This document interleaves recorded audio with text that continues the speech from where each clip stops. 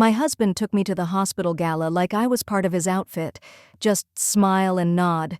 "You're only a housewife," he muttered, his voice icy.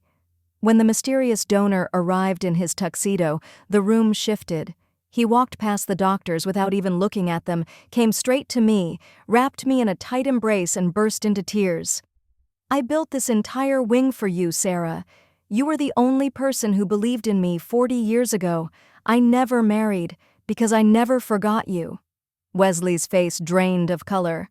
"I'm glad you're here with me. Stay with my story until the end, and write in the comments which city you're watching from. I want to see how far my story can travel."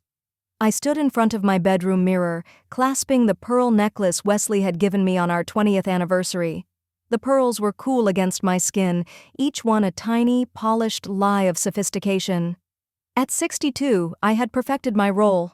The dutiful wife of Dr. Wesley Hartwell, one of the most respected cardiologists in the state. "Clarissa, are you ready?" Wesley's voice floated up from downstairs, laced with that familiar impatience I'd long since stopped reacting to. "Coming, dear," I replied, giving myself one last, measured look. The navy dress he'd chosen for me fell just right, modest, tasteful, and completely in line with his preferences. My graying hair was styled simply, nothing bold, nothing that might draw attention. After 39 years of marriage, I knew exactly how to be the version of myself he approved of. The drive to St. Mary's Medical Center took 23 minutes, past the leafy streets of our wealthy neighborhood. Wesley talked the entire way, his voice sliding into his usual lecturing cadence. "Tonight is a big night for the hospital," he said, fingers tapping the steering wheel of his black Mercedes. "The anonymous donor is finally going public. $50 million for the new pediatric wing. No one's ever done that before." I nodded at the correct moments, watching familiar houses blur past. "That's incredible, Wesley. It will help so many children." "Just remember," he added, lowering his voice into that controlled, condescending tone that always made my chest tighten, "this evening isn't about us. You're there to support me, nothing more. Smile, nod when spoken to, and leave the medical talk to me. These people don't need to hear opinions from a housewife." I finished quietly, the words tasting sour as I said them. He glanced over, his expression softening just enough to satisfy his ego. "I don't mean it like that, darling. You know I appreciate everything you do at home, but tonight is about professional matters. Business. I'm sure you understand." Oh, I understood. I'd understood for nearly 4 decades. The hospital's grand ballroom looked like something out of a glossy magazine. Warm golden light washed over burgundy velvet drapes, and the air was heavy with the scent of roses and expensive perfume. A string quartet played in the corner, while immaculate waiters floated through the room with trays of champagne. Wesley stepped into the crowd as if he were slipping on another skin, shoulders squared, smile polished, handshake firm. I watched him become the man everyone admired, charming, brilliant, gracious, so different from the man who picked at my every word at home. I knew my place in this performance. "Dr. Hartwell." We turned to see Dr. Patricia Lennox, chief of internal medicine, approaching with her husband. Patricia had always intimidated me, a woman who embodied everything I once thought I'd be: sharp, respected, fulfilled. "Patricia, so good to see you," Wesley said, beaming as he placed a proprietary hand on the small of my back. "You know my wife, Clarissa." Her smile was polite, practiced. "Of course. Nice to see you again, Clarissa. Still busy with your garden club?" The condescension was subtle, but I'd grown expert at catching these tiny cuts. So many people only saw me as an accessory to Wesley, never as a person with her own history, her own mind. "The garden keeps me occupied," I replied, wearing the well-rehearsed smile I'd worn for years.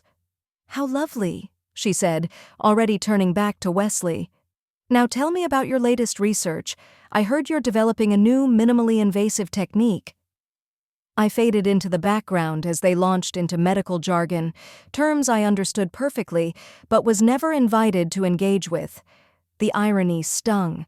40 years ago, I would have been the one asking those questions.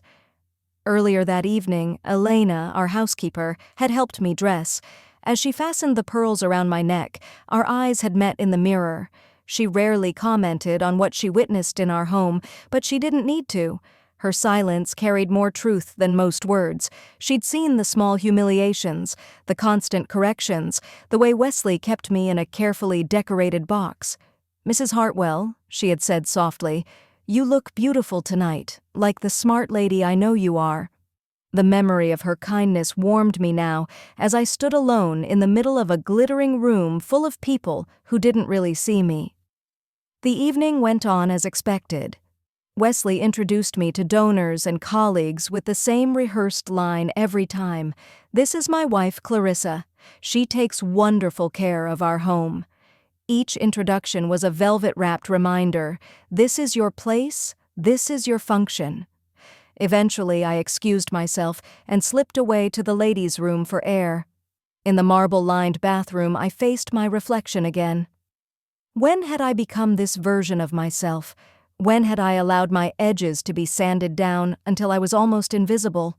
The woman in the mirror had gentle eyes, but they were tired. She wore fine clothes and tasteful jewelry, her lipstick perfectly applied, but something essential was missing, like a light that had been dimmed slowly over years. I thought of the girl I'd been at 22, Sarah Margaret Thompson. That was my name before I became Mrs. Wesley Hartwell. Sarah had wanted to heal people, to change lives, to work in medicine and leave her mark on the world. She had earned her place in medical school through sheer effort and brilliance, and somewhere along the way she had disappeared. But Sarah had made a choice, or rather, Sarah had been guided into one. Love, Wesley used to say, was sacrifice, meeting in the middle, building a future together, trusting your partner. By the time I stepped back into the ballroom, the hospital administrator's voice was echoing through the room. "Ladies and gentlemen, may I have your attention, please?" The crowd slowly quieted, heads turning toward the small stage with the microphone. Wesley appeared at my side almost instantly, his hand reclaiming that familiar, possessive spot at the small of my back. "Tonight marks a historic occasion for St. Mary's Medical Center," the administrator announced. "Thanks to the extraordinary generosity of our anonymous benefactor, we will soon begin construction on a cutting-edge pediatric wing that will serve this community for generations to come." Polite applause rippled through the room. Despite everything, I felt a swell of genuine emotion. $50 million for sick children? It was no small thing. "And now," the administrator continued, smiling broadly, "I'm honored to share that our generous benefactor has agreed to reveal his identity tonight." The clapping grew louder, the energy in the room lifting. Beside me, Wesley straightened, alert, professionally intrigued. "Ladies and gentlemen, please welcome Mr. Harrison Mitchell, founder and CEO of Mitchell Pharmaceuticals." The name struck me like a punch to the chest. Harrison Mitchell. After 40 years, hearing his name again split something open inside me. The crowd parted as a tall man in a perfectly cut black tuxedo walked toward the stage. His hair was silver now, his posture relaxed but assured, the natural confidence of someone who had built his success from the ground up. But it was his eyes that stole my breath. Those eyes, sharp, kind, impossibly familiar. Wesley's hand tightened on my back. I realized I must have made a sound without meaning to. "Do you know him?" Wesley asked quietly, a note in his voice I couldn't quite place. I didn't answer. I couldn't. My lungs felt tight, and the room seemed to narrow around me. Harrison began speaking at the microphone, thanking everyone, outlining his vision for the new wing, for the children it would help. But his words blurred under the roar of my pulse in my ears. He looked older, of course. 40 years, change anyone. But beneath the lines and the silver hair, he was still the same man I remembered. Intense, devoted, gentle in ways that had nothing to do with weakness. "The new pediatric wing," he was saying, his voice resonant and steady, "will be dedicated to someone very special, someone who taught me that healing is more than medicine. It is hope, compassion, and refusing to give up on those we love." I could feel Wesley studying me, but I couldn't tear my gaze away from the stage. Harrison's eyes began scanning the crowd, searching. "In fact," he continued, his voice softening, "that person is here tonight." And then his eyes found mine. The years fell away in an instant. Recognition flared between us, followed by something deeper, a complicated storm of joy, grief, and longing that hit me so hard my knees nearly buckled. He stepped away from the microphone and started moving through the crowd with clear intention. People stepped aside, assuming he was heading toward the hospital board or some other dignitary, but I knew better. I knew exactly where he was headed. Wesley's hand pressed harder into my back now, the pressure no longer subtle. A warning. A claim. Harrison walked straight to me, his gaze locked on mine. When he reached us, he didn't even look at Wesley. He opened his arms, and before I had time to think, I stepped into them. The embrace was both achingly familiar and shockingly new. His arms wrapped around me, and in that moment, the careful life I had built, the role I had been playing for decades, shattered like thin glass. "Sarah," he whispered against my ear, his voice thick with emotion. The name dropped between us like a stone into still water, sending ripples through everything I had become.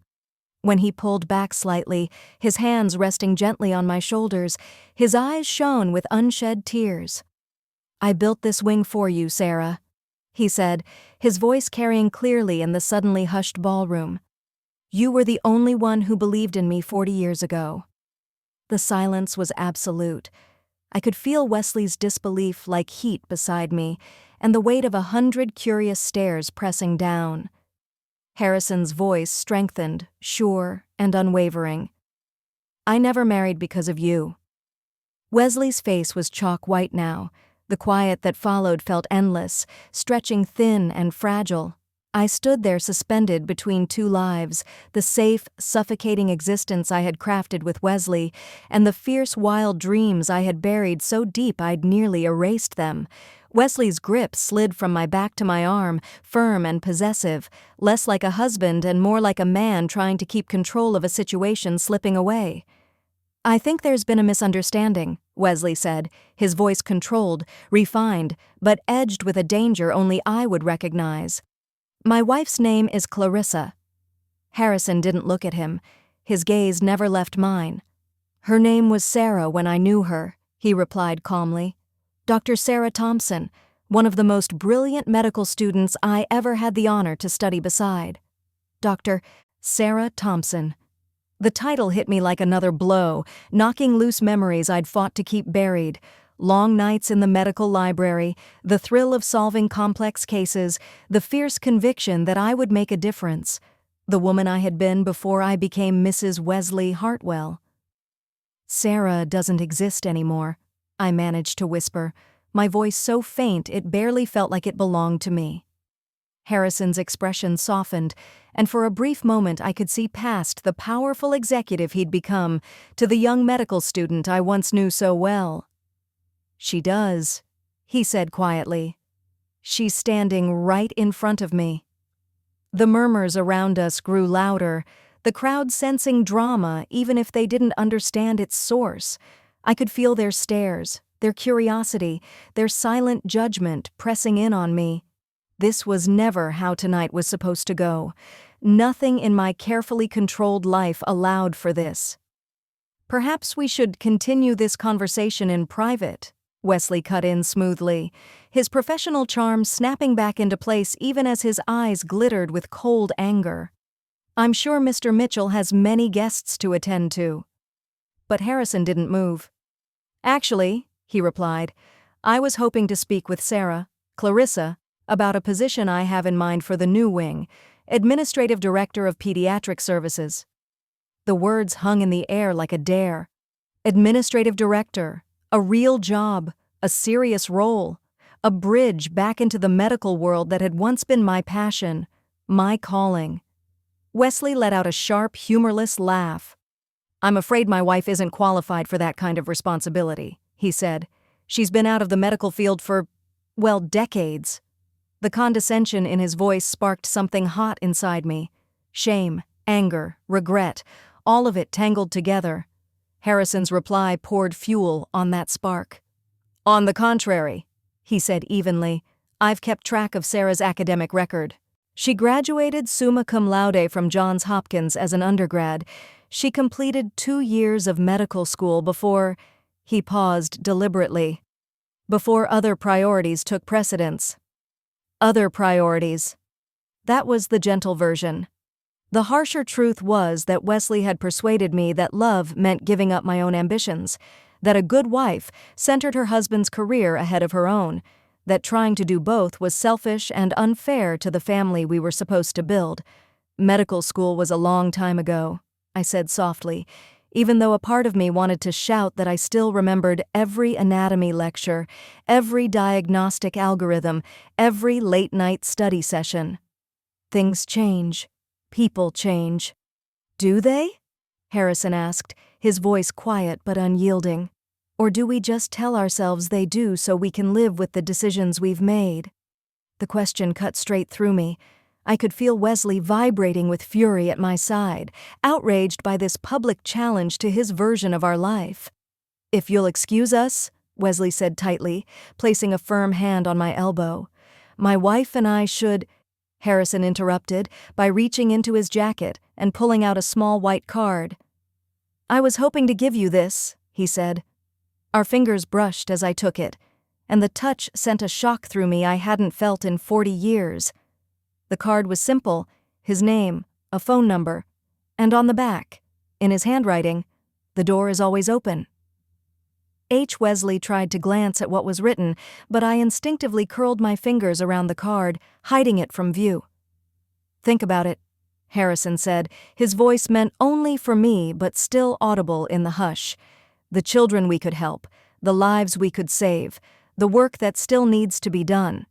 He stepped back then and, for the first time, formally acknowledged Wesley with a polite nod. Dr. Hartwell, I'm sure you understand how important it is to support talented people in pursuing their calling. The irony was subtle, but unmistakable. Wesley's jaw clenched. My wife's calling, he replied stiffly, has been to support my medical practice and manage our home. She's done quite well in that role. Has she? Harrison asked. His tone made nearby conversations falter. Or has she simply been accommodating? The word dropped between them like a thrown glove. I felt pulled in 2 directions, toward 2 different versions of myself. Wesley's hand on my arm reminded me of 40 years of structure, habit, and silent compromises. Harrison's presence was a doorway I thought had been sealed shut long ago. I should get some air, I said suddenly, needing space, any space, to think, to breathe, to stop shaking. I turned toward the French doors leading out to the terrace, but Harrison's voice stopped me. Sarah, he called. The name still felt like a key turning in a long-locked door. I meant what I said about never marrying. I turned back, fully aware that Wesley was watching every flicker of emotion across my face. After we lost touch, Harrison continued, I buried myself in my studies, then in research, then in building the company. I kept telling myself I was just waiting for the right person. He gave a small, sad smile. But the truth is, I was waiting for you to realize you deserved more than settling for less than your dreams. Wesley took a step forward then, his composure finally cracking. Now you listen here? No, Harrison said calmly, cutting him off. I think it's time someone listened to her.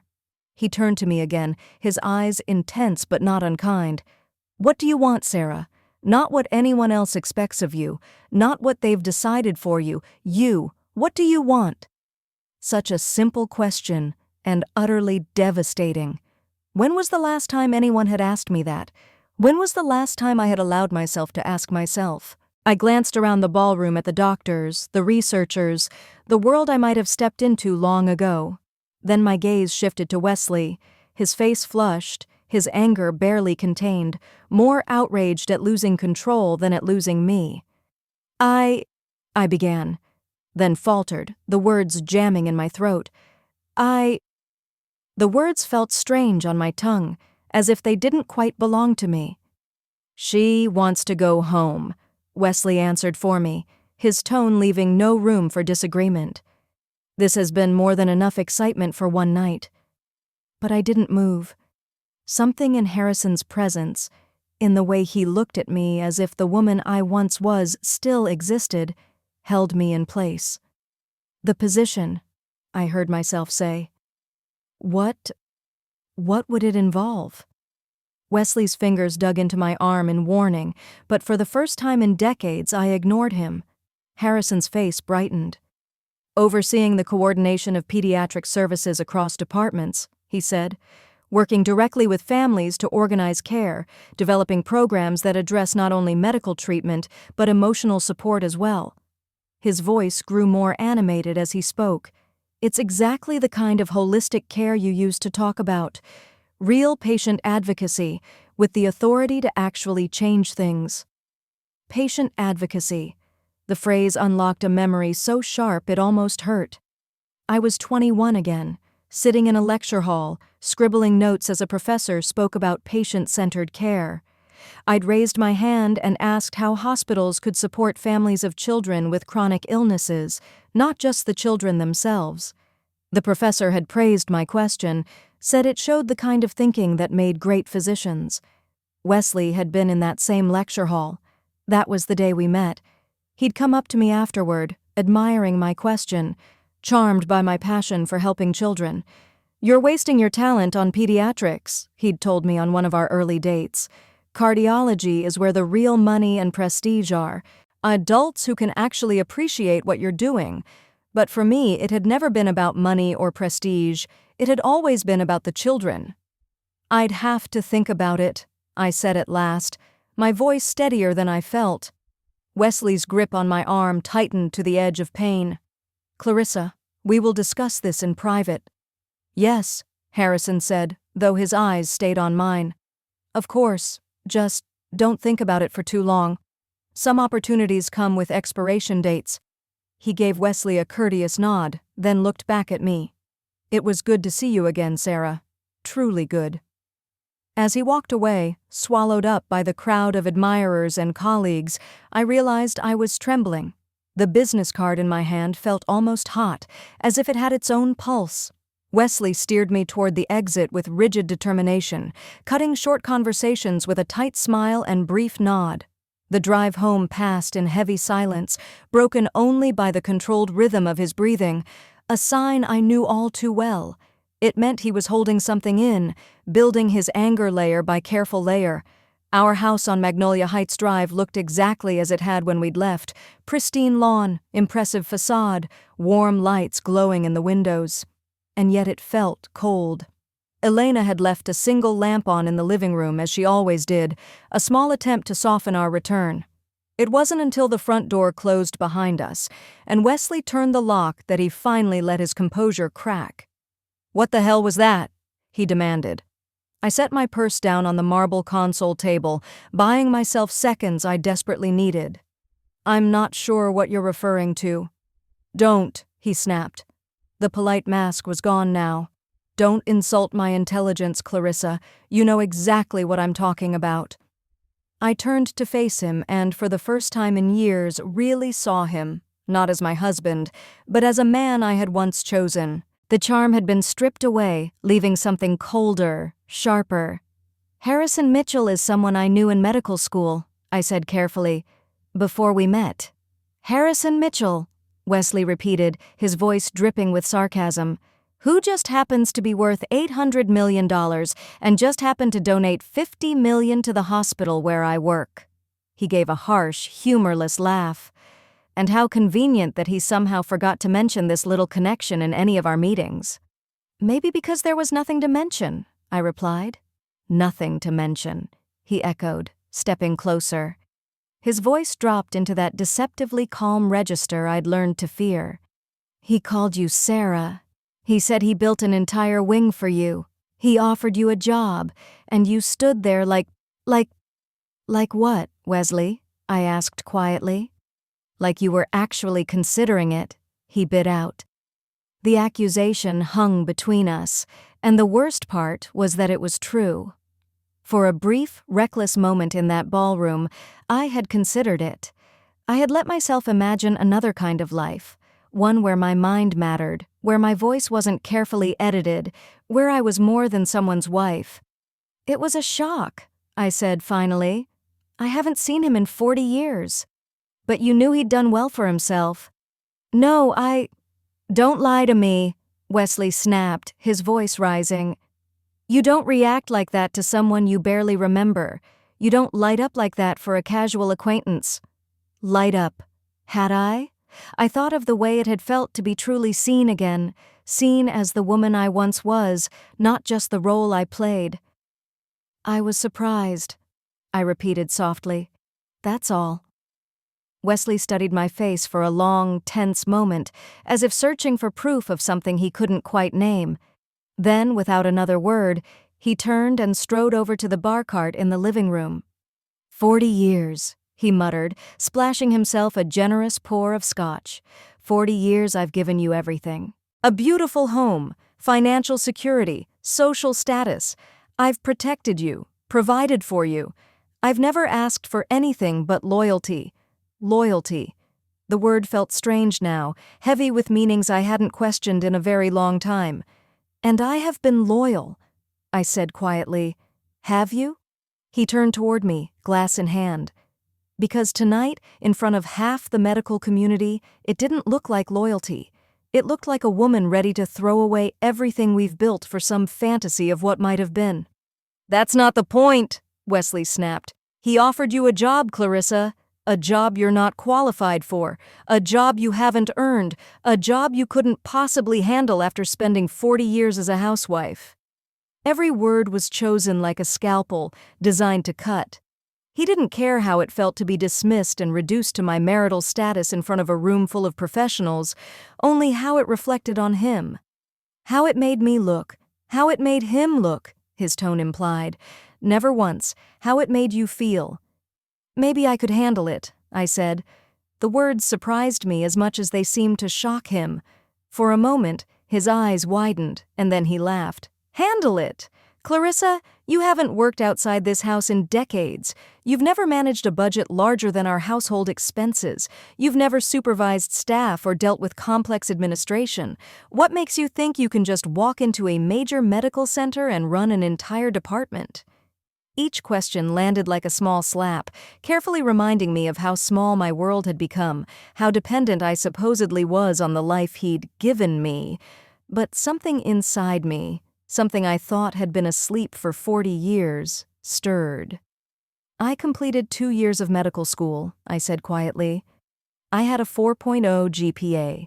I was offered research positions I turned down. To marry you. Wesley's expression went from angry to icy. Medical school was 40 years ago, he shot back. The field is unrecognizable now. You'd be lost in a week. Would I? Yes, he said flatly. And more importantly, you'd embarrass yourself. A beat of silence passed. And me. He lifted his glass and took a slow drink, his eyes never leaving my face. Is that what you want?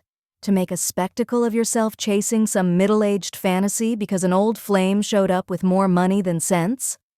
The card in my hand seemed to pulse with its own energy. Harrison's offer was possibility. And Wesley was doing everything he could to turn that possibility into something shameful, childish, ridiculous. I'm not chasing anything, I replied. I was just listening. Well, stop listening, he snapped, and throw away whatever he gave you. We stood there on opposite sides of our beautiful, lifeless living room, the space between us full of all the words we hadn't said in years. Outside, I could hear the wind whispering through the magnolia trees lining our street. Inside, the grandfather clock ticked off each second with clinical precision. I think I'll go to bed, I said at last. Wesley nodded, already turning back to his scotch. Good. And Clarissa, his voice sharpened. Tomorrow we're going to forget this entire evening happened. We're going to go back to our normal life and pretend that man never walked into that ballroom. I climbed the stairs slowly, my hand sliding along the polished mahogany banister Wesley loved to brag about. In our bedroom, I sat on the edge of the bed and, uncurling my fingers, finally looked at Harrison's card again. The door is always open. H. I stared at those words in the dim light and wondered if some doors, once shut for long enough, could truly ever be opened again. I didn't sleep. I lay next to Wesley, listening to his steady, oblivious breathing while I turned the card over and over between my fingers until the edges went soft.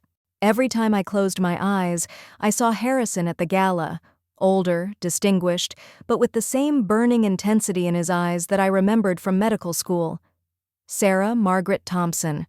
I hadn't heard that name spoken aloud in 40 years, but hearing it had dug up a version of myself I'd tried to bury, the ambitious girl who wanted to heal the world, not just keep a pristine home. When the first pale light of dawn crept through the curtains, I slipped quietly out of bed and padded down the hallway to the kitchen. Elena wouldn't arrive for another 2 hours, and Wesley never appeared before 7:30. For once, the house was truly mine. I made coffee with shaking hands and sat at the granite island, staring out into the garden I'd designed and tended for years. Every flower bed, every shrub, every carefully shaped border was proof of the life I had built with Wesley, beautiful, controlled, and hollow. The coffee tasted harsh on my tongue, or maybe that was just the bitterness of regret.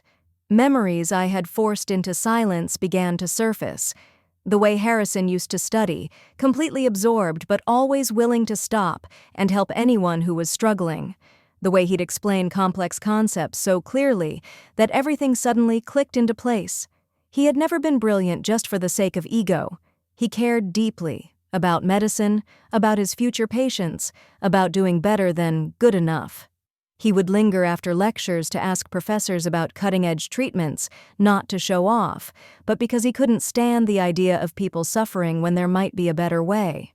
Wesley had been different even back then, polished, ambitious, already assuming the posture of an established physician rather than a student still learning. When he approached me after that lecture on patient-centered care, he hadn't wanted to discuss the ethics of patient advocacy. He'd wanted me. "You're wasting your passion on pediatrics," he'd told me on our third date, in an expensive restaurant I never could have afforded on my own. Children don't appreciate the complexity of what we do. There's no intellectual challenge. Cardiology is where the real prestige is. I had tried to explain that for me it wasn't about prestige. It was about the most vulnerable patients, the ones who couldn't speak for themselves. But Wesley had just smiled that indulgent, dismissive smile and steered the conversation to safer ground. The creak of a floorboard upstairs pulled me sharply back into the present. A moment later, Wesley appeared in the doorway, immaculate as always. Crisp shirt, neatly knotted tie, silver hair styled exactly the same way it had been for the last 20 years. "You're up early," he observed, moving straight to the coffee maker. "I couldn't sleep," I said. He poured his coffee with practiced precision, every movement controlled. "I'm not surprised," he replied. "Last night was challenging." Challenging. That was certainly one word for it. Wesley sat across from me at the kitchen island, his face arranged in that carefully blank expression he wore when he'd already made up his mind. "I've been thinking about what happened at the gala," he began, "about your reaction to seeing that man." "Harrison," I said quietly. "His name is Harrison." Wesley's jaw tightened just a fraction. "Yes, Harrison Mitchell." He took a measured breath. "I did some reading on him this morning." Of course he had. Wesley never walked into anything blind. He always gathered every piece of information first, like preparing for surgery. "He's very successful," Wesley continued, his tone light, almost casual, but something sharp moved underneath it. "Built Mitchell Pharmaceuticals from the ground up after his residency, never married, no children, spent his entire life on his work." The way he said it made it sound like a defect, as if a life dedicated to a calling was inherently incomplete. "People with obsessive tendencies often have difficulty maintaining personal relationships," Wesley added, taking a sip of coffee. "Too wrapped up in their ambitions to truly invest in others." I didn't respond, but the comment rubbed against something in me. The Harrison I remembered hadn't been selfish or obsessive. He'd been driven, yes, but always in the service of healing, of helping people. I also made a few calls about this supposed job offer, Wesley went on. My mug stalled halfway to my lips. What kind of calls? I spoke with Dr. Patterson, the hospital administrator, he said. Apparently, Mr. Mitchell mentioned in passing wanting someone to oversee pediatric service integration, but it was nothing formal, nothing defined, certainly not the kind of role someone with your background could realistically take on. Each word was delivered very carefully, designed to puncture any quiet hope I might have been nurturing that Harrison had actually meant what he said. My background, I echoed softly. Clarissa, I'm not trying to be cruel, Wesley said, shifting into the gentle, reasonable tone he used when he believed he was saving me from myself. But we have to be honest. You haven't worked in a professional setting for decades. You've never managed a staff, never navigated hospital politics, never dealt with regulatory oversight for medical services. His voice softened further. It would be setting yourself up to fail. Maybe, I answered, or maybe I'm more capable than you think. Wesley set his cup down with a sharp click. And what is that supposed to mean? It means I'm not the same girl I was at 23, I replied. I've spent 40 years managing our home, our finances, our social commitments. I've organized charity events, coordinated with contractors, handled complicated schedules. I'm not some helpless child, Wesley. The word child hung between us, surprising both of us with how firmly it landed. He studied me for a long moment. Of course you're competent, he said at last. I've never claimed otherwise. But managing a household and running a hospital department are not the same thing. The liability alone would be enormous. One mistake could ruin both our reputations. Both our reputations. Not mine. Ours. As if any risk I took automatically belonged to him. What if I didn't fail? I asked quietly. What if I was actually good at it? What if I had something meaningful to offer? Wesley's face hardened. Is this truly what you want? He demanded. To throw away 40 years of marriage for some fantasy position that probably isn't even real? I'm not throwing anything away, I said. I'm just thinking. About what? He leaned forward, his voice lowering into that tightly controlled register that always made my stomach knot. About him? It's not about Harrison, I said, though I wasn't entirely certain that was true. It's about me. About who I am, and who I might have been. You are my wife, Wesley replied.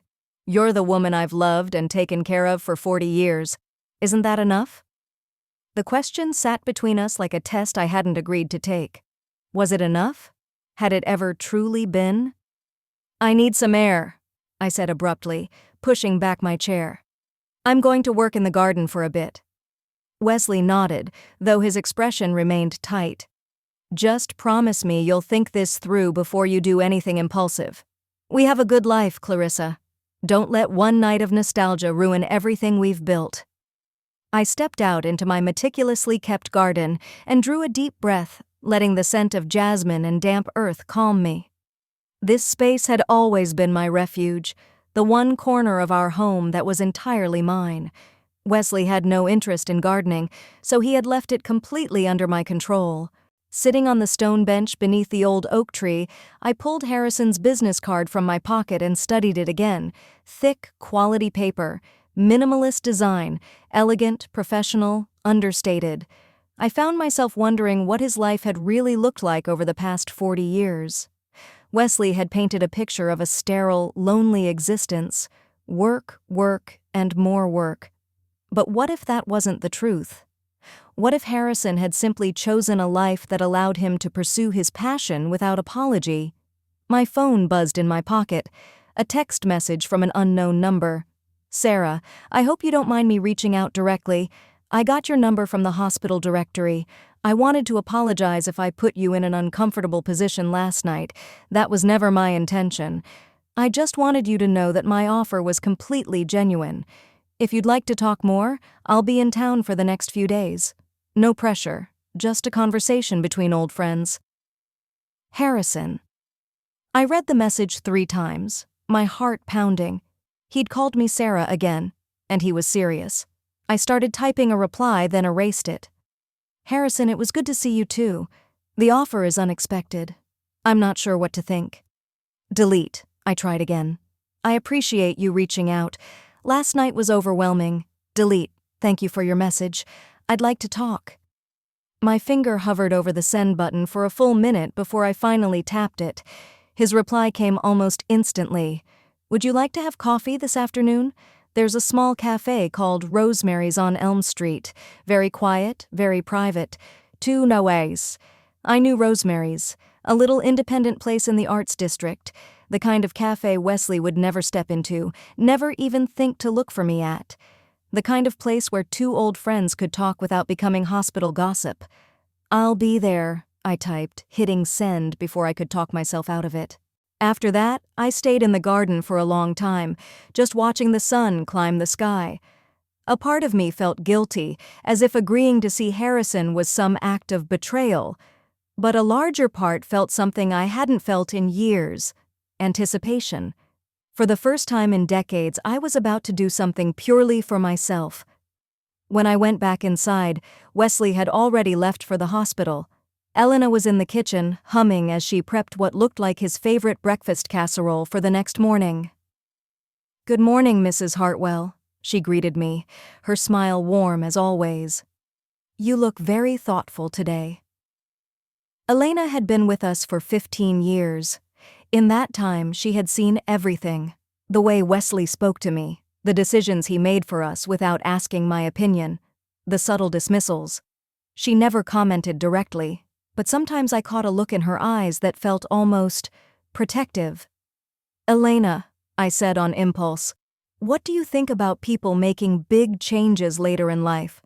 She paused, really giving the question the weight it deserved.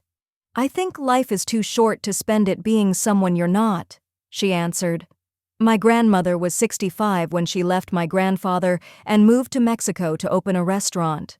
Everyone said she was crazy, too old, too late." She smiled softly at the memory. But she lived 15 more years happy, doing what she loved. "Weren't you afraid for her?" I asked, "making such a big change at that age?" "I was more afraid of what would happen if she didn't change," Elena said. "Sometimes staying is scarier than leaving, you know?"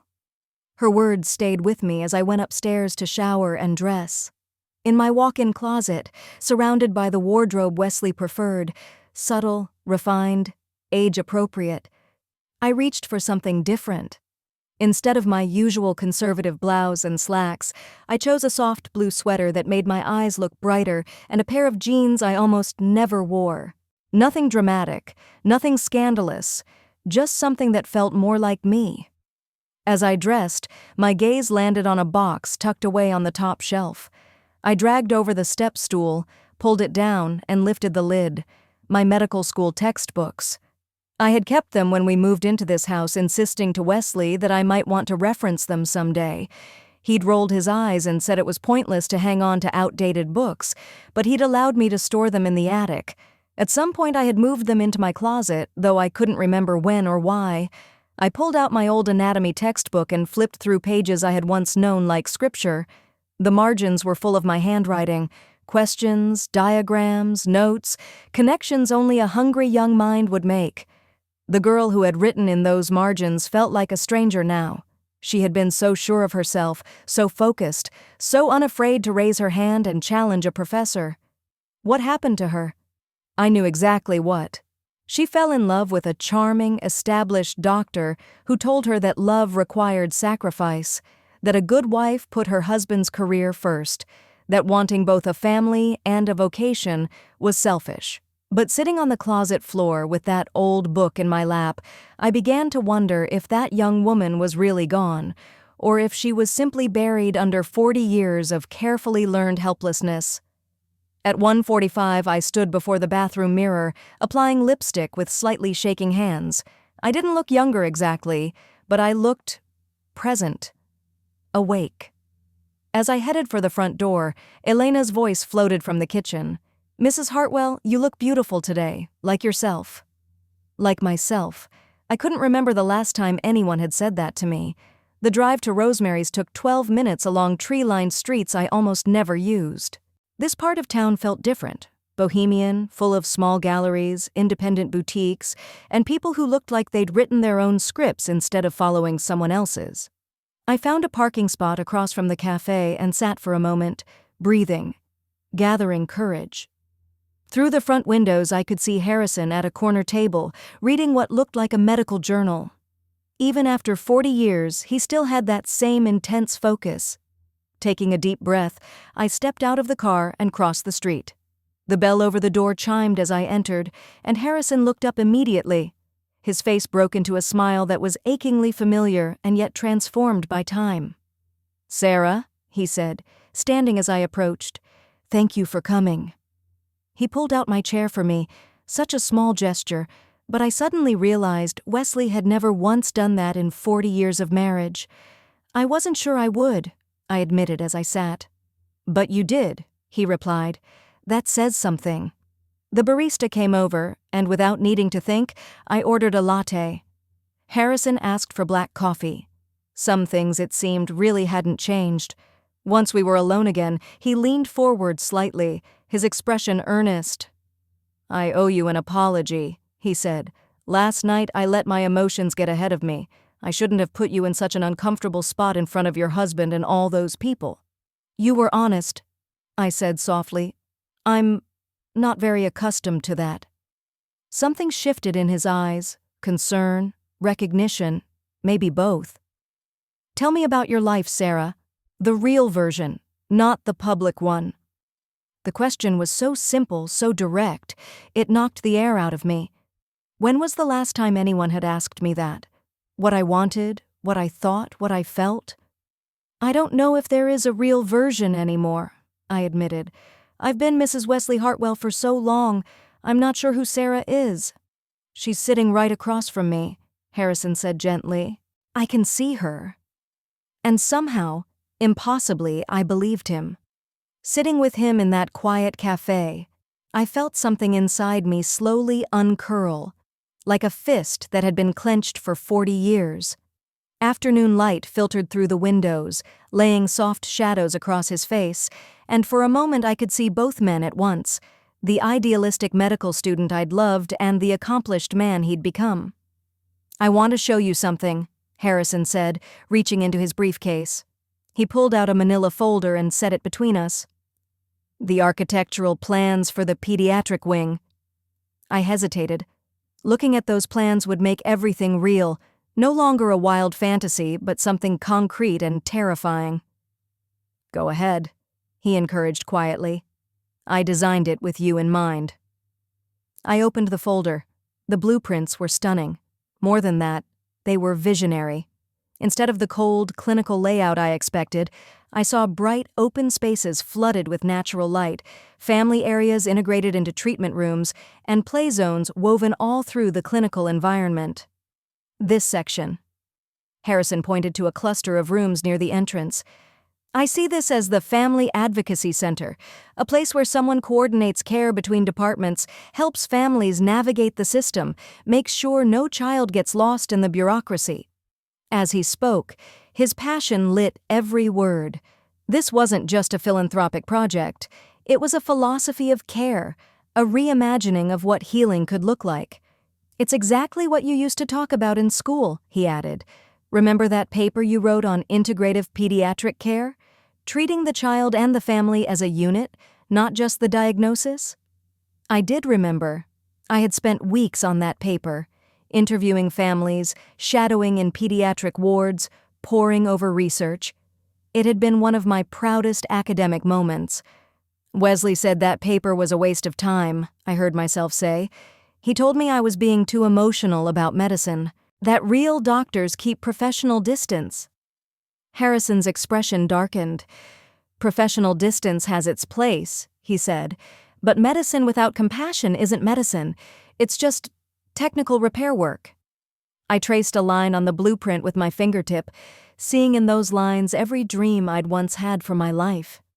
"This is incredible, Harrison," I said softly, "but I don't understand why you think I could run something like this." Because you already know how to do most of what this role requires, he answered simply. You know how to listen, you know how to juggle complicated schedules, you know how to fight quietly for what's right, even when no one thanks you for it. You've been doing that for 40 years, you just haven't been paid for it. His words struck something deep and tender in me. All those years keeping Wesley's world running, organizing his surgeries, conferences, events, overseeing staff, coordinating repairs, managing finances, it had been like running a small operation. I had just never allowed myself to see it that way. There's something else, Harrison said, his voice dropping. Something I need you to know about why I really built this wing. I looked up from the plans, sensing the shift. After we lost touch, he said, I threw myself into my work.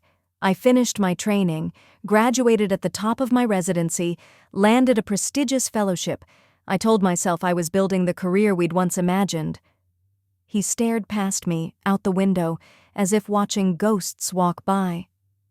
But every patient I treated, every study I worked on, every big decision I made, part of me wondered what you would say, how you would approach the problem.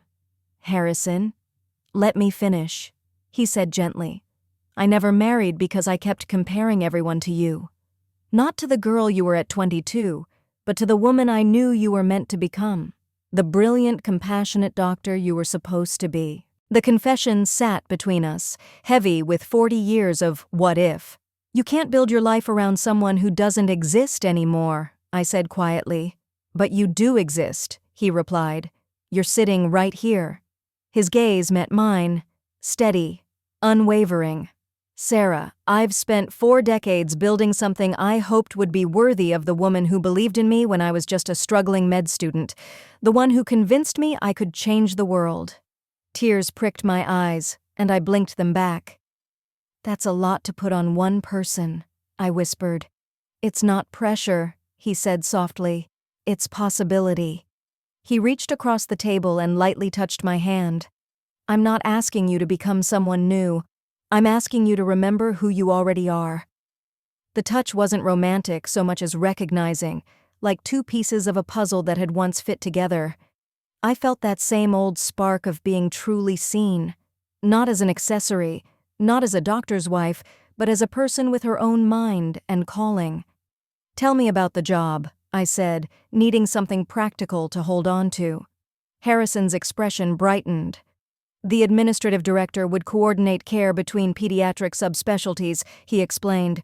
You'd help design and oversee family support programs, develop protocols that make things smoother for parents, and work with department heads to make sure patients have a seamless experience. As he spoke, my brain started shifting into gear, breaking the role into tasks, challenges, potential solutions. That old electric excitement of solving complex problems flickered back to life. The starting salary is $150,000 a year, Harrison added, with full benefits and room for advancement based on performance. I stared at him. $150,000, I repeated slowly. Wesley gave me a $2,000 monthly allowance for personal expenses, as if it were some kind of generous favor. The idea of earning my own income, of having real financial independence, was both exhilarating and terrifying all at once. What about my lack of recent experience? I asked. That's why we'd start with a 6-month trial, Harrison said.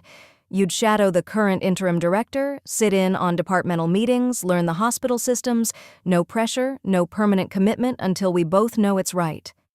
A trial period. A chance to wade in instead of leaping off a cliff. I'd have to think about it, I replied, though part of me wanted to say yes on the spot. Of course, Harrison said. But Sarah, there's something else you need to know. His expression grew more serious, and my stomach knotted. I did some digging after I saw you last night, he went on. I wanted to understand what happened after med school, how you ended up where you are now. What kind of digging? I asked, my pulse quickening. I still have contacts at Johns Hopkins, he said. I asked about your academic history. His jaw flexed.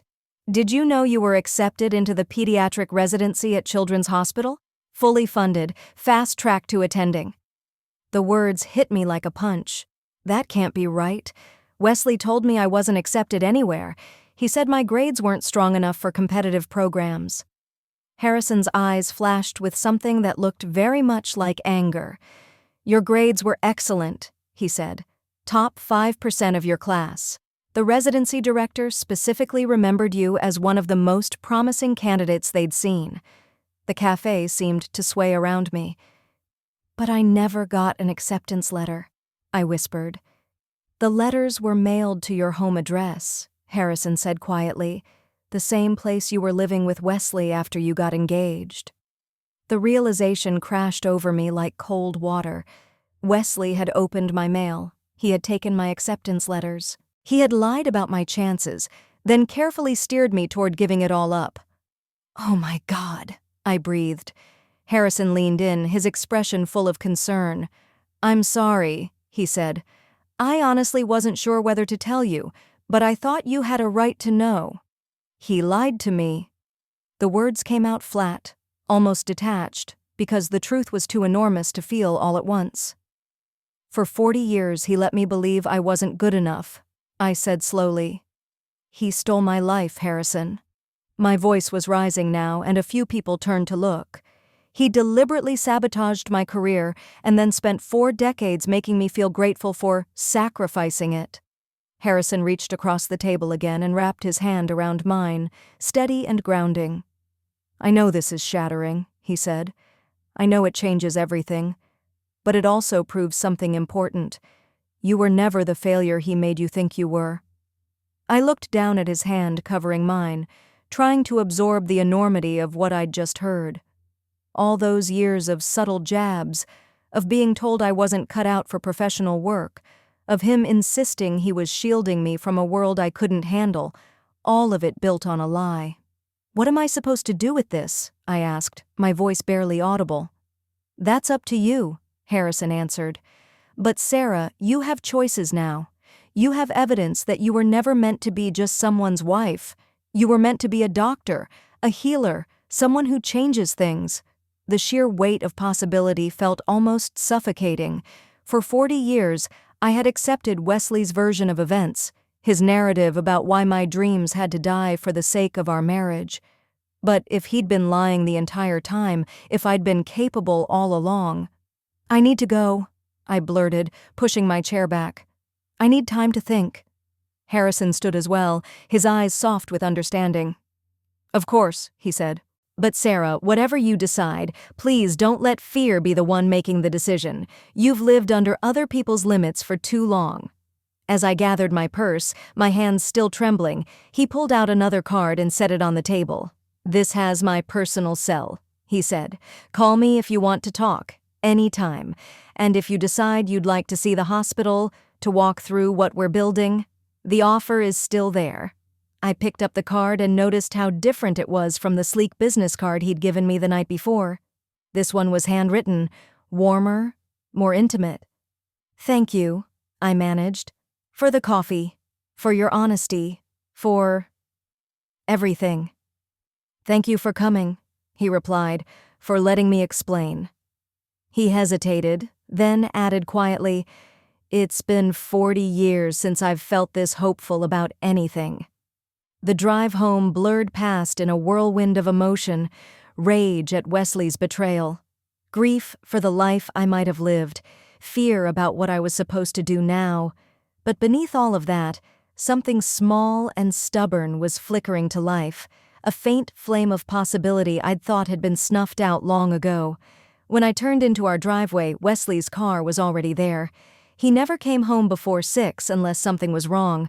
I found him in his study, seated behind his mahogany desk, papers spread out in front of him. He looked up as I stepped inside, his face unreadable. We need to talk, he said. Yes, I replied, though I wasn't sure I was ready for what that talk would bring. We do. He gestured toward the chair opposite his desk, the same chair where I'd sat for 4 decades while we discussed household issues, social plans, and the logistics of his life. But this time, the balance felt different. This time, I held information he didn't know I had. I've been making some inquiries about your friend, Mr. Mitchell, Wesley began, his tone carefully even, about his business practices, his standing in the medical community. Harrison is widely respected, I said. His company has developed some of the most significant pediatric medications of the past 20 years. Wesley's eyebrow twitched upward at my casual use of Harrison's first name. Yes, he's been successful, Wesley said, but success doesn't always translate into sound judgment in personal matters. What's that supposed to mean? It means that a man who pours $50 million into a hospital wing for a woman he knew 40 years ago may not be acting rationally, Wesley said, leaning forward, his expression tightening. Clarissa, I'm worried he's playing on your emotions to push his own agenda. And what agenda would that be? I asked. Think about it, Wesley said smoothly. He's never married, never had a family. He sees you now, a beautiful, accomplished woman, and suddenly all those old feelings come flooding back. The job offer, the dramatic gestures, the implication that your marriage held you back. It's all meant to make you doubt the life we've built. His words were polished, logical, crafted to make Harrison sound unstable and manipulative instead of sincere. But after what I'd learned that afternoon, I could see the strings Wesley was pulling. What if he's not manipulating me? I asked quietly. What if he's telling the truth? Wesley's expression hardened. The truth about what? He demanded. About who you think you were? About what you imagine you were capable of?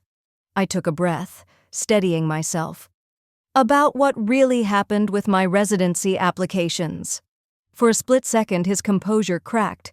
Something flickered across his face. Surprise or fear. Your applications were decades ago, Clarissa, he said, forcing a calm tone. Why bring that up now? Because I found something out today, I replied, leaning forward, watching him carefully. I found out I was accepted into the pediatric residency program at Children's Hospital. Full funding. They called me one of their most promising candidates. Wesley went perfectly still. That's impossible, he said. You weren't accepted anywhere. The letters were mailed to our home address, I said. The same home where you picked up the mail every day while I was finishing my last semester. Silence dropped between us like a stone, heavy with accusation and 40 years of buried truth. Clarissa, Wesley said at last, his voice very controlled. I think you're misremembering. I'm not misremembering anything. My voice was calm now, steady. You intercepted those letters. You lied about my chances. You convinced me the only path left to me was giving up medicine and marrying you. Wesley stood abruptly and moved to the window overlooking our perfectly manicured yard. Even if that were true, and I'm not saying it is, it doesn't change the fact that you had a choice, he said. You chose to marry me. You chose this life. I chose based on false information, I answered. Information you deliberately kept from me. He turned back, and for the first time in 40 years I saw him clearly. Not the admired doctor, not the protective husband, but a man who had built his happiness on top of my dismantled future. We have a good life, Clarissa, he insisted, but the conviction was gone. A beautiful home, financial security, social standing. You would really throw all that away for some fantasy of what might have been? It's not a fantasy, I said, rising to face him. It's who I was meant to be. He stared at me, calculating, searching for the right argument to pull me back under control. Even if you could get this job, he said finally, do you honestly think you could manage it? You haven't worked in a professional setting for 40 years. You'd be starting over at 62, competing with people half your age who've spent their lives building their careers while you've been here. Every word was designed to shrink me, to make me scared, to remind me of all the reasons I should stay small. Maybe I would fail, I said quietly. But maybe I wouldn't. And for the first time in my life, I think I deserve the chance to find out. The color drained from his face. In that moment, I knew he finally understood. The woman who had spent 4 decades accepting his version of reality was gone. That night, we lay side by side in bed, but neither of us slept. The space between us felt vast, cold, like an ocean no bridge could span. He'd tried to continue the conversation after my declaration in his study, but I had simply turned and walked away. For the first time in our marriage, I left the room without asking his permission, spoken or unspoken. Now, in the darkness, I could feel him watching me, plotting his next move. Wesley was not a man who accepted defeat lightly, especially when it came to controlling the story of our life. "Clarissa," he said at last, his voice cutting into the silence, "we need to settle this." I said nothing. I wasn't ready to hear whatever carefully constructed argument he had prepared. "I know you're angry," he continued, "and maybe you have a right to be. Maybe I did make some decisions about your career without consulting you, but I was protecting you, protecting us. Protecting, the word that had defined our whole marriage. Wesley the protector. Me the protected. Him making the hard choices so I wouldn't have to. Medical school would have destroyed you," he went on, slipping into that reasonable, paternal tone he used when he wanted to sound wise instead of controlling. "The competition, the brutal hours, the pressure. I saw what it did to people, how it wrecked marriages, ruined lives. I couldn't stand the thought of that happening to you." I rolled over to face him, his profile etched in pale moonlight. "That wasn't your decision to make," I said quietly. "Wasn't it?" he countered. "We were engaged. We were planning a future together. Doesn't partnership mean making choices that benefit both people, not just one?" The argument was so perfectly balanced, so deceptively reasonable, that for a heartbeat I almost fell for it. This was Wesley's gift, reshaping his selfishness into something noble, dressing his control up as care. But I had just spent an afternoon with someone who'd known me before all of this, when I was strong, ambitious, and sure of my calling. Harrison's belief in who I had been had awakened a part of me Wesley's narrative could no longer smother. "What if I would have succeeded?" I asked. "What if it had been hard but not impossible? What if I'd thrived?" Wesley was quiet for a long time. "You might not have," he said finally. "And failing like that would have destroyed you." "So you made sure I never had the chance to find out," I said.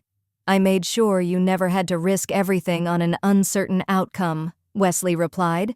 His voice softened, almost intimate. "Clarissa, I loved you. I wanted a life with you. Medical school would have pushed that back for years, maybe made it impossible. We would have been apart during residency, exhausted, broke, barely seeing each other. Is that really what you wanted?" The question hovered between us, and I realized he was doing it again, framing his choices as the only rational ones, recasting my dreams as childish fantasies that would have inevitably led to disappointment. But I remembered that young woman bent over her medical textbooks, writing neat, determined notes in the margins. The one who stayed up all night because she wanted to understand, who saw every new concept as another tool to help someone heal. She hadn't been naive. She'd been focused, capable, ready to take on whatever came. "I'll never know what I wanted," I said at last, "because you never gave me the choice." Wesley sighed, and for a moment he sounded genuinely weary. "Maybe you're right," he said. "Maybe I should have told you about the acceptance letters. Let you decide for yourself. But Clarissa, that was 40 years ago. We can't rewrite the past. All we can do is decide what to do with what's left." "Yes," I said quietly. "We can." Something in my tone must have reached him, because he shifted, trying to see my face more clearly in the dim light. "What does that mean?" he asked. I drew in a long breath, knowing that the next words out of my mouth would redraw the shape of our lives forever. "It means I'm going to take the job Harrison offered me." The silence that followed was so deep I could hear the grandfather clock downstairs strike midnight. "You can't be serious," Wesley said at last. "I'm completely serious." He snapped on the bedside lamp. Harsh light flooded the room, stripping away the soft protection of the dark. His expression was a mix of shock and anger. The carefully maintained mask he'd worn for decades was finally starting to fracture. "Clarissa, you're 62 years old," he said. You haven't worked outside this house in 40 years. You have no experience with hospital administration, no understanding of medical politics, no idea what you'd be walking into." "Then I'll learn," I said. "You'll make a fool of yourself, and of me." His voice rose, losing its usual controlled edge. "Do you have any idea what people will say? That my wife is having some late-life crisis, chasing after an old lover, trying to relive her youth, humiliating herself." "Let them talk," I answered. He stared at me as if I were a stranger. "This isn't you, Clarissa. This isn't who you are." "No," I said, meeting his eyes. "This is exactly who I am. You've just spent 40 years making sure I forgot." Wesley got out of bed and began pacing between the window and the foot of the bed, agitation radiating off him. "This is about him, isn't it?" he demanded. "About Harrison. He's manipulating you, using your emotions to get what he wants." "And what does he want, exactly?" I asked. "What could he possibly gain from offering me a job?" "Revenge," Wesley said without hesitation. "Revenge on me for marrying you, on you for choosing me. He wants to ruin our marriage as punishment for losing you 40 years ago." The accusation was so outlandish, so clearly a reflection of Wesley's own manipulative thinking, that I almost laughed. "Or maybe," I said evenly, "he thinks I'm capable of doing something meaningful." "Based on what?" Wesley shot back. "Conversations you had in school? A few minutes at a gala?" His voice edged toward frantic. "Clarissa, people don't donate $50 million and hand out senior positions out of nostalgia. There is always another motive." "Maybe the motive is wanting to work with someone who shares his vision for pediatric care," I replied. "Maybe it's wanting to give opportunities to people who deserve them. Maybe not everything is a scheme." Wesley stopped pacing and looked at me, really looked at me. "You actually believe that, don't you?" he said slowly. "You truly think you can walk into one of the top medical centers in the country and succeed in a senior administrative role with no modern experience?" "I don't know if I can succeed," I said honestly, "but I know I want to try." "And if you fail?" he demanded. "If you crash and burn in spectacular fashion? What then?" "Then I'll deal with the consequences like an adult." The words hit him hard. I saw the flinch. He knew exactly how often he'd treated me like a child who needed sheltering from reality. "What about us?" he asked finally, his voice quieter now, frayed at the edges. "What about our marriage?" It was the question I'd been circling around all day, the one I still couldn't answer cleanly.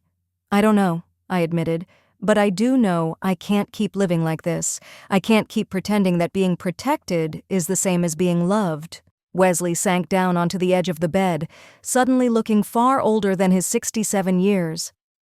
"I do love you," he said softly. "Maybe I haven't always shown it well, but everything I've done has been because I love you." "I know you believe that," I said gently. "But love doesn't steal someone's choices. Love doesn't require one person to disappear so the other can shine." We sat there in heavy silence, 40 years of unspoken resentment and misunderstanding pressing down on the room. "So what happens now?" Wesley asked at last. "Now," I said, "I call Harrison and tell him I accept the offer.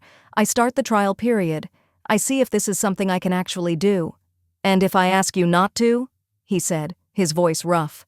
"If I tell you it will destroy our marriage?" I looked at him, not as my husband, not as the man who had shaped my life, but as someone who was truly afraid of losing control of the world he'd built. "Then I'd say," I answered quietly, "that a marriage that can't survive one partner pursuing their dreams was never a real marriage in the first place." His face crumpled slightly, and for a moment I felt a pang of pity. He had become so used to a relationship where he held all the power that he couldn't imagine one where we stood on equal ground. "I need some air," I said, getting out of bed. "I'm going to sit in the garden for a while." Wesley didn't try to stop me. As I left the bedroom, I heard his voice through the door, low, clipped, already on the phone with someone, probably his brother or a colleague, seeking advice on how to handle his suddenly disobedient wife. Outside, the October air was cool and sharp. I sat on the stone bench beneath the oak tree and tilted my head back toward the sky. The stars looked clearer than I remembered them ever being. In my pocket, Harrison's personal card felt almost alive. I took out my phone and stared at his number for a long time before typing, "Harrison, I've made my decision. I'd like to accept the position you offered. When can we start?" I hit send before I could talk myself out of it. His reply came within minutes, even though it was late. "Sarah, I'm thrilled. Can you meet me at the hospital tomorrow at 9? I'll give you a tour of the new wing, introduce you to key staff. This is going to be wonderful." I smiled, feeling something I hadn't felt in decades, genuine excitement about what came next. "I'll be there," I wrote back. I was sliding my phone back into my pocket when the French doors opened and Elena stepped out, wrapped in a robe and slippers. "Mrs. Hartwell, I heard voices. Is everything okay?" Elena had her own small apartment above the garage, but she had always watched over me in ways that didn't show up in her job description. Sometimes I suspected she arranged her schedule just to make sure I wasn't alone when things felt tense. "Everything is fine, Elena," I said. "Actually, everything is better than fine." I turned to her, my chest suddenly tight with emotion. "I got a job." Her eyes widened. "A job? What kind of job?" "At the hospital, working with children and their families." Even saying it out loud felt unreal. Elena sat down beside me on the bench, her expression softening into something like pride. "That's wonderful, Mrs. Hartwell. You'll be perfect for that kind of work." "You really think so?"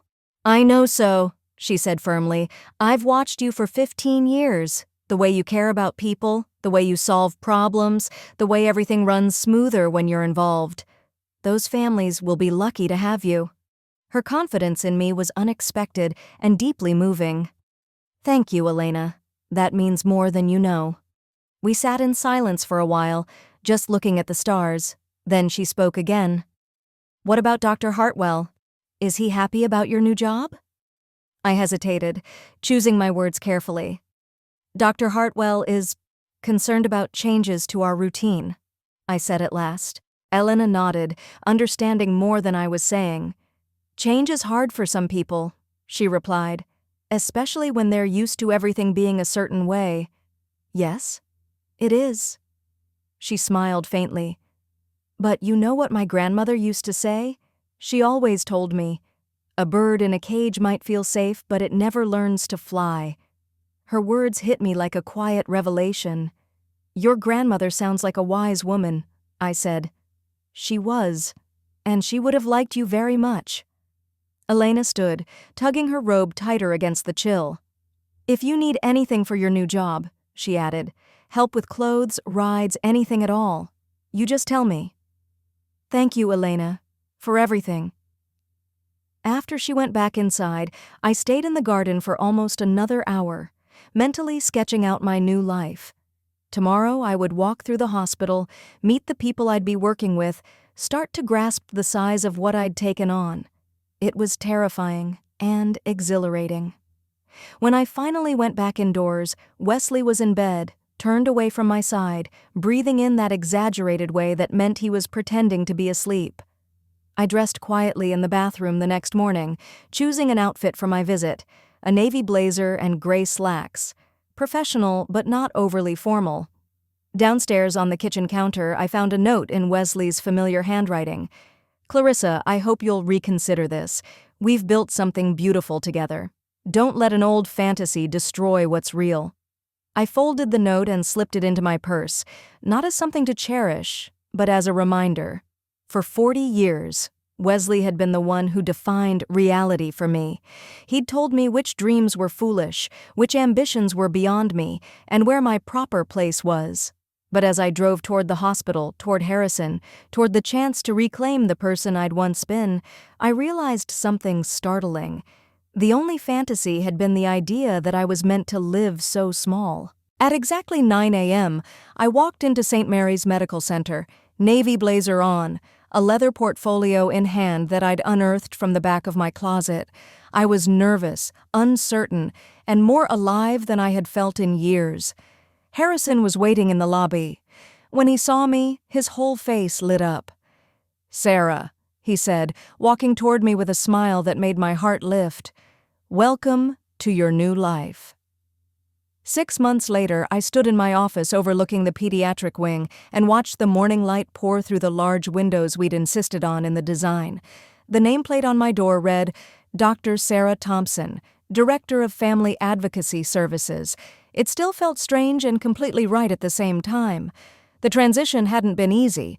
Those first weeks had been a blur of learning electronic systems, decoding insurance language, understanding regulations, and navigating the personalities of doctors and administrators who were openly skeptical of the doctor's wife daring to run a department. But I'd proved them wrong. More importantly, I'd proved myself wrong. I wasn't too old. I wasn't too late. I wasn't too anything. The Family Advocacy Center had become everything Harrison and I envisioned and more.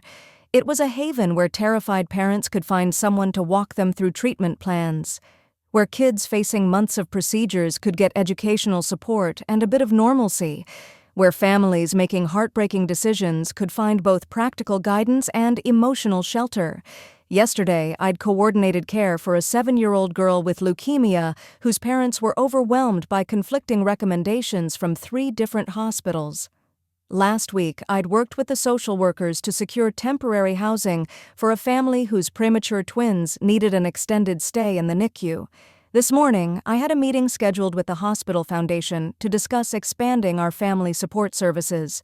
Looking out over the bright, bustling corridor of the pediatric wing, I realized something simple and profound. At 62, I hadn't just found a job. I had finally stepped into the life I was always meant to live. It was work that mattered. Work that changed lives. Work that drew on every skill I'd sharpened over 40 years of juggling crises, managing people and smoothing over chaos. Only now it served something bigger than keeping Wesley's world comfortable. My phone buzzed with a message from Elena, who in the last 6 months had become less housekeeper and more dear friend and co-conspirator in my new life.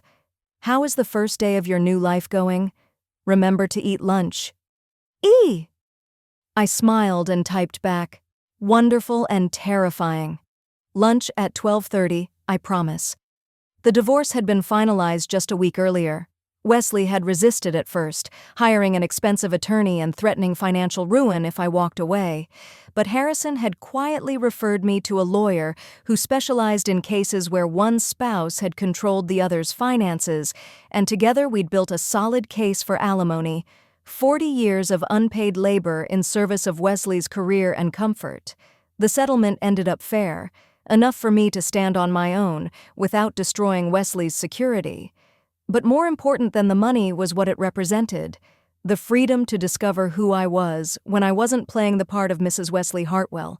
The woman I'd met on the other side of that role was someone I genuinely liked.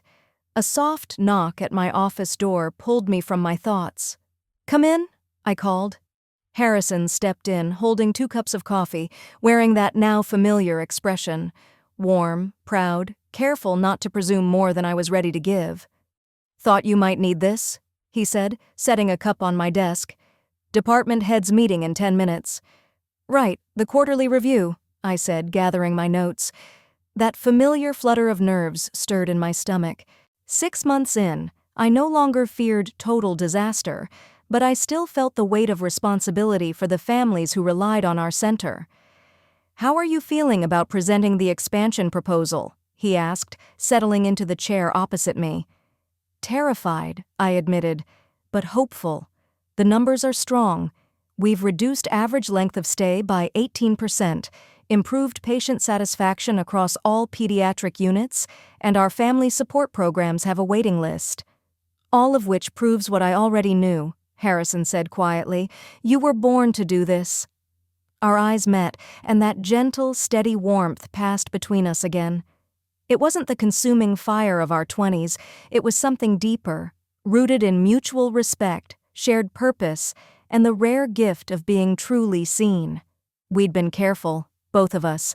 No rushing into romance, no filling one life with another before I'd fully stood up in my own. But there was an understanding, an unspoken promise that when I was ready, something beautiful might grow here.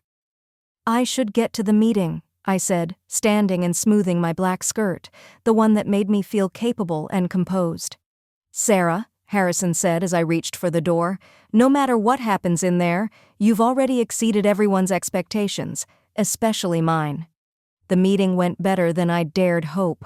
Dr. Patricia Lennox, who, on the night of the gala, had barely concealed her disdain for the garden club wife, actually complimented the efficiency of our new coordination protocols. The Chief of Staff approved my expansion plan unanimously, granting an additional $200,000 for new staff and extended hours. As I walked back toward my office, I passed the portrait gallery lining the main corridor. Framed photos of great physicians, visionary donors, and pioneering researchers who'd shaped the hospital's history. For the first time, it occurred to me that someday my face might hang there too, not as someone's spouse, but as Dr.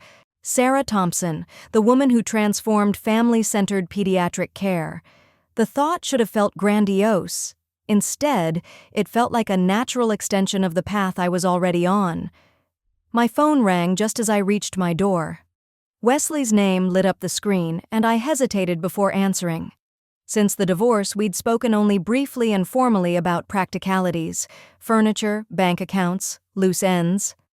"Hello, Wesley." "Clarissa." He still refused to call me Sarah, clinging to the identity he'd chosen for me. "I hope I'm not interrupting anything important," he said.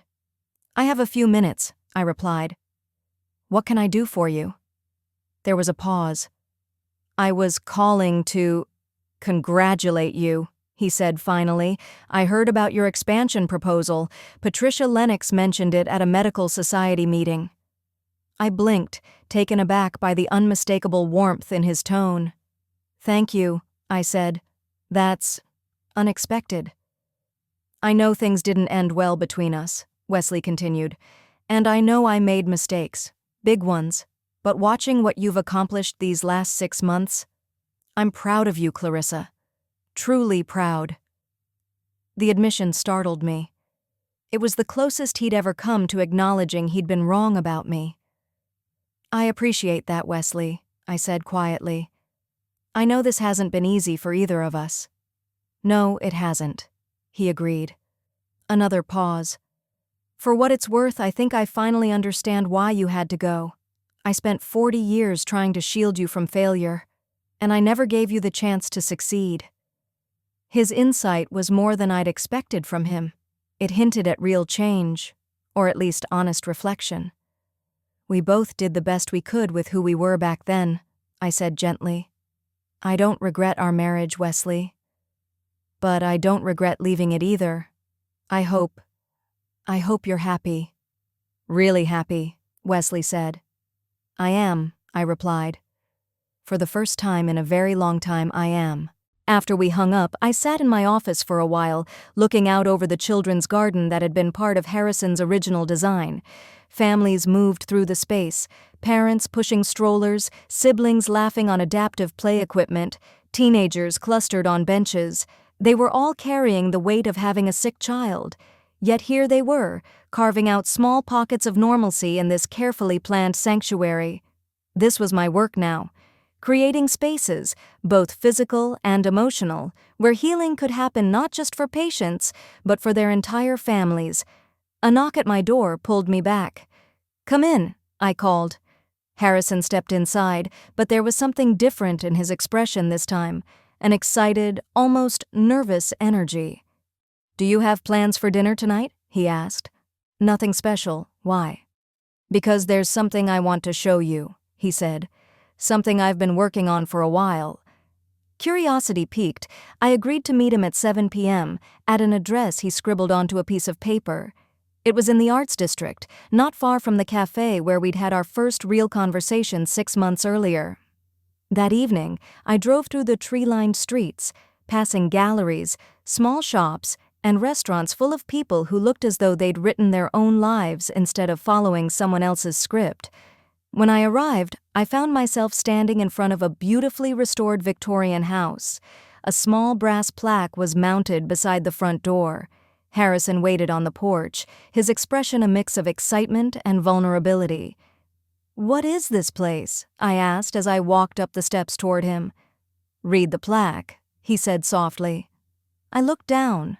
The Sarah Thompson Foundation for Medical Education, providing scholarships for students pursuing careers in pediatric medicine.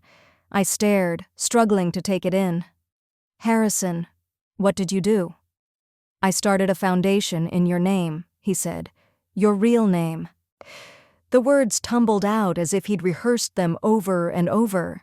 "It will fund full scholarships for students who want to specialize in pediatric medicine but can't afford it, especially those from underserved communities, first-generation college students, people who might never get the chance otherwise." I felt tears rising. "You used my maiden name," I said softly. "Because that's who you were when you inspired me," he replied. Sarah Thompson, the brilliant student who believed medicine had to be both scientifically excellent and deeply compassionate. He opened the door, revealing a warm, light-filled interior converted into offices and meeting spaces. The walls were lined with photos of medical students, scholarship recipients, and young doctors already working in pediatrics. "The foundation has already funded 12 full scholarships," Harrison continued, his voice steadying. "4 of those students have finished their residencies and are now practicing pediatric medicine in rural areas that desperately need them." I walked slowly through the rooms, reading the stories of each scholarship recipient. Their faces were full of hope, their backgrounds often difficult, their achievements extraordinary. They reminded me of who I had been, smart, driven, and deeply committed, but without the financial safety net so many of my classmates had. "Harrison, this is extraordinary," I said, "but why my name? Why not yours?" He watched me for a long moment. "Because you taught me something I never forgot," he said quietly, "even during the 40 years I thought I'd lost you." "What's that?" "That the best way to honor what we've been given is to make sure others get the same chances," he said. His voice softened even more. "And because I wanted to build something that would outlast both of us, something that keeps your spirit alive in the work that has always mattered most to you." The tears spilled over. "This is the most beautiful thing anyone has ever done for me," I whispered. "Sarah," Harrison said, stepping closer, "there's something I need to tell you, something I should have said months ago." My heart sped up. I knew instinctively that we were standing at a crossroads. "What is it?" I asked. "I love you," he said. Not the 22-year-old I met in medical school, not some nostalgia-soaked memory of who you used to be. I love the woman you are now, the one strong enough to rebuild her life at 62, the one who fights for families who can't fight for themselves, the one who turned her own pain into wisdom that helps others heal. His words hung in the air between us, beautiful, terrifying, and exactly what I'd secretly hoped to hear. "I love you too," I said. It felt both surprising and completely inevitable. "I think I started falling for you again the moment you called me Sarah at that gala. You were the first person in 40 years who saw me as I really am, instead of who someone else decided I should be." He took my hands gently in his. "So?" he asked softly. "What happens now?" I smiled, feeling lighter and more hopeful than I had since I was a girl in a lecture hall. "Now," I said, "we find out what we can build together when both people are allowed to be themselves." He kissed me then, soft, unhurried, full of promise. It tasted like second chances, like delayed dreams finally catching up to the present, like a future neither of us had dared to imagine. When we finally stepped apart, I glanced around the foundation again, the photos, the mission statement, the tangible proof of what his belief in me had created. "There's something I'd like to add to the foundation," I said. "Oh?" he replied. "What's that?" "A mentorship program," I said, "pairing scholarship students with experienced doctors who can guide them through school and residency, people who can help them stay grounded in why they chose medicine in the first place." Harrison's face lit up. "That's perfect," he said. "Do you know anyone who might be willing to run it?" I smiled, feeling everything click into place. "Actually," I said, "I think I might know just the person." As we left the foundation that night, walking hand in hand beneath the trees, I understood something clearly. My story was never really about revenge or dramatic showdowns. It was quieter than that, but far more powerful. It was the story of a woman who spent 40 years believing she was meant to live small, and then discovered it is never too late to remember who you really are. Now I'm curious about you, the one listening to my story. What would you do if you were in my place? Have you ever gone through something similar? Felt underestimated, controlled, or forced to give up a dream? Tell me in the comments. I read everyone. And while you're here, I'm leaving 2 more of our channel's favorite stories on the final screen. Go watch them. I'm sure they'll surprise you. Thank you for staying with me until the end.